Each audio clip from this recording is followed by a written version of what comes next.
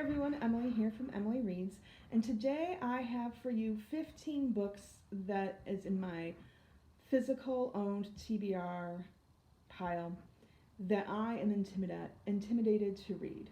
So the inspiration for this came when I went to my library book sale and I purchased the first book that I'm going to be talking about. And then I realized, that's a really intimidating book, and wouldn't it be interesting to talk about some of the books that are the most intimidating for me? Before I go any further, though, I want to apologize if you hear any background noise of traffic. I have my windows open. My next door neighbors are breaking their lease, and they're smoking in their apartment, and it makes me physically nauseous, the smell of smoke. So, fortunately, we have a nice weather day and I can open the windows. But I just wanted to apologize for the noise. At any rate, and I wanted to get this filmed because it's the weekend, I have time, and we have sunny weather. Springtime can bring lots of rain, and so I finally have sunny weather and I don't have great lighting in my apartment. At any rate, enough of an intro, let's get talking about books. So the first book that I'm going to talk about, and the inspiration for this video, is 11/22/63 by Stephen King, and it is a behemoth. And there's a post-it tab on back there. This is a behemoth, but the premise of this is that Jake Epping, he is a high school English teacher, and he meets up with a man who works in a diner, and that person has discovered a portal back in time to the late 1950s, and what would happen if we could stop the assassination of JFK, hence 11/22/63, and that if that assassination could be stopped, then maybe things in the world would be different and would be better. So this is really intimidating to me because the sheer volume, the sheer length of it, and also it's Stephen King. So I read a few Stephen King books. Actually, I only read two. When I was in the 8th grade, I read Carrie and I read It, and they scared me. I remember screaming out loud during it, very vividly during a scene, and I think Stephen King is a master writer. I think he knows exactly what scares people, and his horror is not always blood, guts, and gore. It is the mind and the psychological horror, and that is just frightening. So I think he's a genius, but he scares me, and so I'm afraid that this is going to scare me. And I know that this is not his typical horror, so I'm hoping that it won't be scary. But, like I said, the sheer volume. I don't know when I'll get to this. The price is right for this book. It was only $5, and it's in pretty much brand new condition, so I had to pick it up. The next book that terrifies me is another Stephen King book, and that is The Gunslinger, and this is from his Dark Tower. It's the first book in his Dark Tower, and again, I bought this at my library used book sale, and this is his, where he's diving into fantasy. I don't know if I'll like it, but I picked it up, and again, it terrifies me, it intimidates me because it's Stephen King and just how he knows how to terrify people, so that makes me nervous. The next book that makes me nervous is The Great Hunt by Robert Jordan, and the reason why this is intimidating is just sheer length. It's the second book in a 14-book series. They're all beastly long. I've been trying to pick this up since December. I've read the first one, Eye of the World, and I can't get into it. And I think in part just of life circumstances and what's been going on when I've tried to pick it up. I think I tried picking this up in February, and I had 5 IEPs in February. Then I tried picking this up in March, and around some circumstances where a doctor was like, you need to get that lump checked. That doesn't feel like a cyst. You might need a biopsy. So that set my mind reeling. So I've picked this up not in great circumstances where I just have not had the ability to focus on a very complex world. So hopefully, this is on my TBR for this year. So hopefully this summer, when things are calm, I don't have to work because I'm a teacher. I have the summer off. I can pick this up and read it. The next book that is intimidating to me is All the Light We Cannot See by Anthony Doerr. I'm probably pronouncing his name wrong. And I'm not going to talk too much about what this book is about. I feel like it has been talked about a lot. And it's not intimidating because of the length. I mean, it's a reasonable length. But it's a Pulitzer Prize winner. And also, I feel like people just absolutely rave about this book. So I'm worried that I am going to read it and not like it. That was certainly the case for me last year in 2021 when I read Hamnet. That was a book that people just raved about. It won the Women's Prize for Literature, and it was my most disappointing read of the entire year. So whenever a book has a whole lot of hype, I get worried that I'm not going to like it. But this is set, just for a little knowledge, this is set in World War II, in Nazi-occupied Paris, and then also in Germany. So I'm here, like I said, I'm looking forward to reading this book. I just hope that I like it and love it as other people have. Then the next book that is intimidating to me, it's also not the length. It's a relatively shorter book compared to The Stand. It's 300 pages long. It is The Cost of Discipleship by Dietrich Bonhoeffer.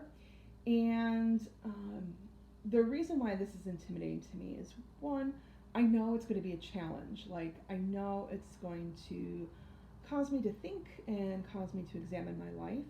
So that's intimidating. It's important to think and to examine your life and choices that you're making. So I want to do that, but also, so that's one reason why it's going to be challenging. But also, his style of writing is very, very intellectual, and so I know it's going to take some brain power to read. I don't know when I'll read this. Maybe this summer.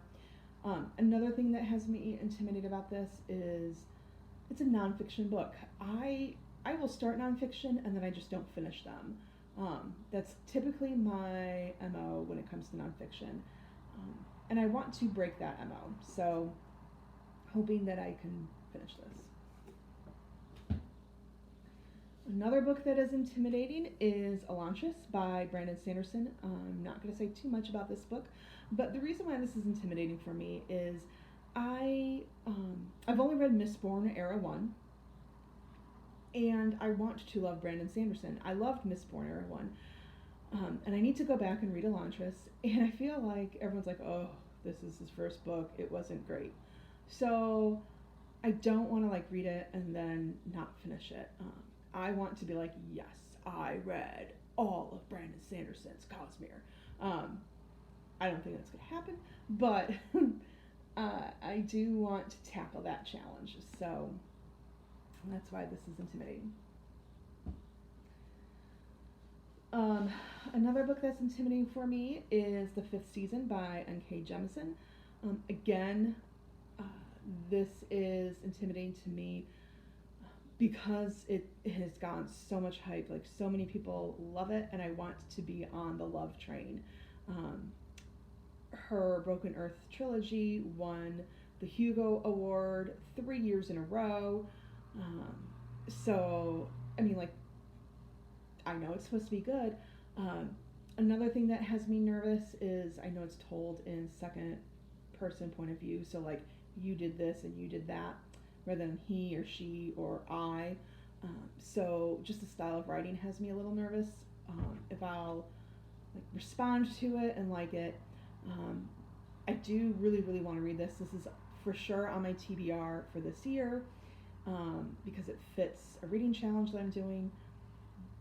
I just hope I get on the N.K. Jemisin train. I really want to get on her hype.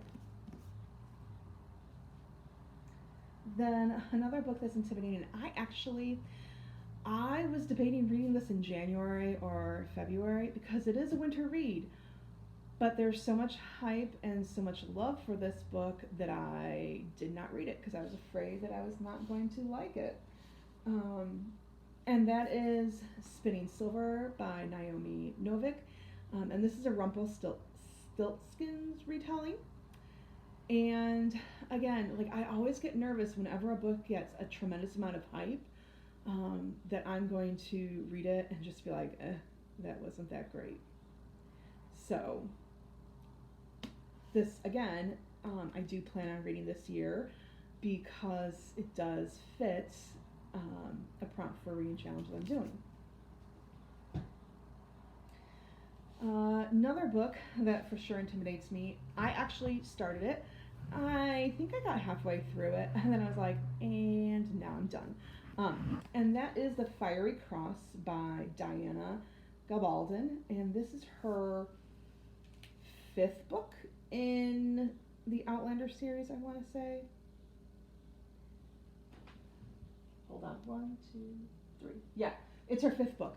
And so this is set in 1771, and the Revolutionary War is definitely gearing up. If you don't know the Outlander series, it follows Claire Fraser, who travels back in time and meets Jamie Fraser, a Highlander, and it just travels from Scotland and Boston and Paris, and now we're in America. I enjoyed Outlander. I enjoyed the first 3 books. 4th book was a little bit harder for me. The 5th book, like I said, I read halfway through it and then I just stopped. So I'm hoping a reread I will continue through with it. If not, I'm just going to get rid of the books. Also, just so you're aware, there should be major trigger warnings. They are graphic violence towards women and even towards men. So just be warned of that.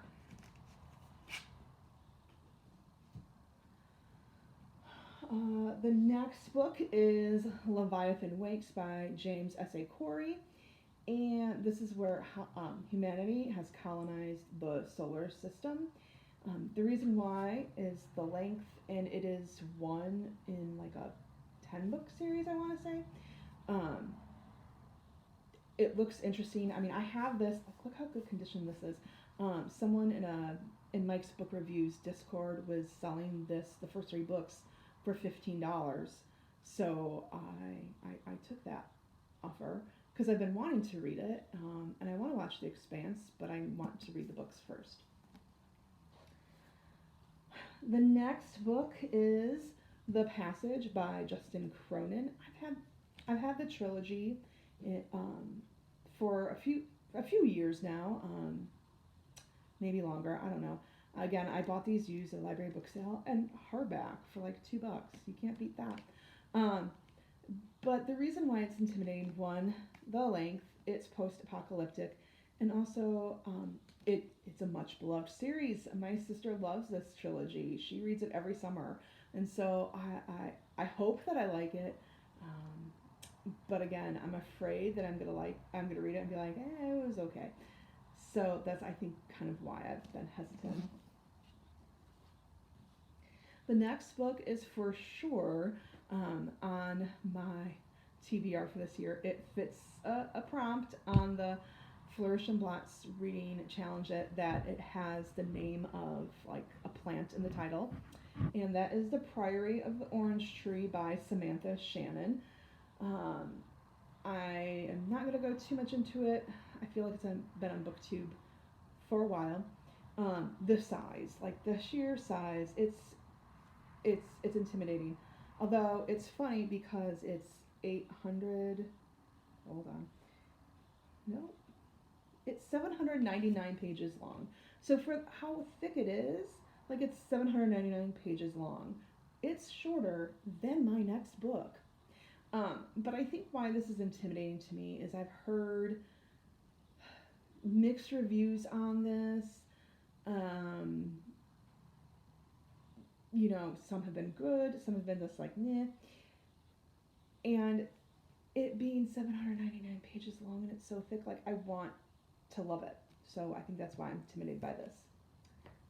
My next book, though, is 300 pages longer, or 200 pages longer, and that is The Way of Kings by Brandon Sanderson. I do want to read this year. I am frantically going, oh dear, I need to read Brandon Sanderson because of his Kickstarter. I did order the Kickstarter books. I have a feeling I'm going to love Brandon Sanderson. So now I'm like, I have got to read Brandon Sanderson. 2 more books to go. The next book that intimidates me, and I've tried this book. I read 100 pages or so, and I was like, I am done. I got rid of the books. And then I found the bind up for $1 at my library book sale this year, and I was like, well, and it was like $1 and it was in good condition. It looks practically brand new.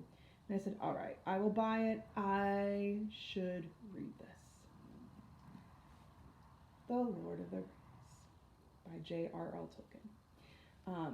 I tried reading The Fellowship of the Ring.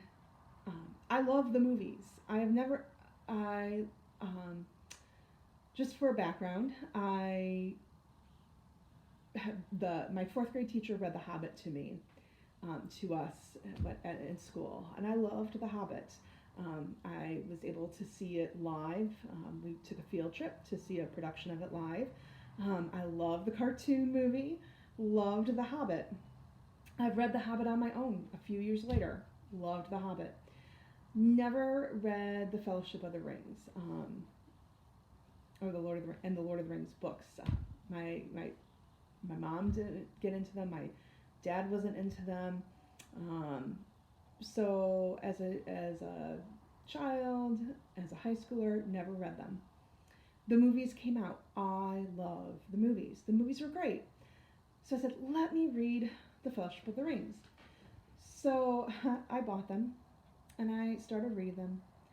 And I was reading the footnotes and the appendices along with the book and got bogged down. And I said, why is it 100 pages in and we still have not left the Shire? And that was annoying. Like, I thought, like, surely this would go faster. And then we left the Shire, and then we met Tom Bombadil. Tom flippin' Bombadil, who is a nut. And I was like, I'm done. Like, this is what I'm reading? No, I'm done. So I do have the first book, The Fellowship of the Rings, with Andy Serkis. I think that's his last name, as the narrator, because I've heard phenomenal things about that, and I used to subscribe to Audible, and so I got it with a credit. So I do want to read this. I did talk with someone this past Thursday, who loves Lord of the Rings, and I said, do you read the appendices? Like, do you read the footnotes? Like, should I just stop and read the appendices? And he said, nope, just read straight through. You can go back and read the appendices later. Cool. So now I have a strategy for how to read this, and maybe I'll start reading this summer. Hopefully. And hopefully, fingers crossed, I'll like it. Ooh. And lastly, that thunk was a pile of books. My last book that is intimidating is Ulysses by James Joyce. Just a story about this book. It's a beat-up copy. My dad gave this book to me from his own personal library. So this was my father's favorite novel. He read it when he was in the army, just after the Korean conflict. and he read it multiple times. And there was one time I was talking with him about books. I don't remember the context of the conversation, but I remember saying, like, yeah, I know I want to read Ulysses, but I don't have a copy of it. And he said, hold it right here. He went to one of his bookcases and he grabbed me one of his copies of Ulysses and gave it to me. Now, my dad did not, I should say, he did not give out books from his personal library to people. You did not ask him to borrow a book. The answer would be no, because he wanted to make sure they were treated well. And I understand that. I don't like loaning out books either. But this intimidates me because it's like the number one MLA, the Modern Library Association, like the greatest novel ever written, according to them. So it's got that intimidating factor. It's set, it takes place over the course of one day. The main character, I want to say, is Stephen Daudelis. I could be wrong. Bloom, I don't know. It's stream of consciousness, and I liked A Portrait of an Artist as a Young Man. I didn't mind Stream of Consciousness and A Portrait of an Artist as a Young Man when I read it in college. But Virginia Woolf and her Stream of Consciousness, I was just like, what is this? Like, I could not keep track of what was going on, and I just hated it. And I've read Orlando, and what else did we have to read? Mrs. Dalloway. And those were just slogs for me. So I'm afraid that this will be a slog as well. I do have an audio version of this that I can do like an immersive read. I have no idea when I'll read this. It might just sit pretty on my shelf for the rest of my life. I may never read it, and that's okay. I will never get rid of this book, though, because it's a book that my father gave to me, and it just has a ton of sentimental value. But for sure, this is my most intimidating book on my TBR. So that's what I find intimidating on my TBR. Let me know what your thoughts are on some of these books. If you've read them, like, what are some strategies that you have for getting through them, so that way they are not quite so intimidating for me. Especially Lord of the Rings, because I so desperately want to like those books. And again, if you like this video, please hit like and subscribe. Thanks so much. Bye.